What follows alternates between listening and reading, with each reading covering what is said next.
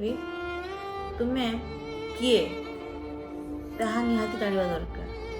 ତୁମକୁ କ'ଣ ପସନ୍ଦ, ତୁମେ କ'ଣ କରିବା ପାଇଁ ଚାହୁଁଛ।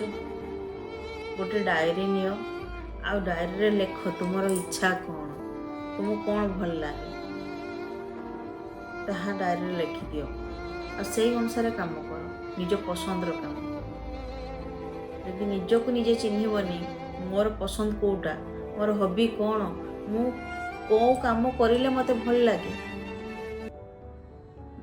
ଯେମିତି ଯଦି ଆପଣ ମୋତେ ପଚାରିବେ, ମୋତେ ଭିଡ଼ିଓ କରିବା ପାଇଁ ବହୁତ ପସନ୍ଦ, ବହୁତ ଭଲ ଲାଗେ, ଏଇଟା ମୋର ହବି। ଯେ ମୁଁ ୟୁଟ୍ୟୁବରେ ମୋର ଭିଡ଼ିଓ ଅପଲୋଡ଼ କରେ, ଆପଣଙ୍କ ସହିତ ଫେସ୍ ଟୁ ଫେସ୍ ମୁଁ କଥା ହୁଏ, ଆଉ ମୁଁ ମୋ ମନର କଥା କୁହେ, ଆପଣଙ୍କୁ ମୋଟିଭେସନ୍ ଦିଏ। ମୋତେ ସେଇଟା ମୋର ହବି, ମୋତେ ଭଲ ଲାଗେ।